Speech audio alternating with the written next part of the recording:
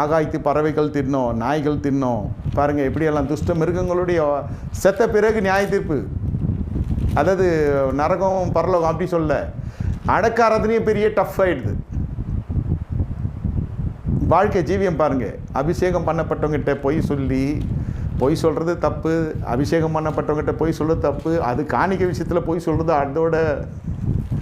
அதை விட அதெல்லாம் நியாயத்திற்கு பொல்லாப்பு வரவைக்கிறது. அது குழந்தை உடம்பு சரியில்லைன்னா எப்படி இருக்கும்?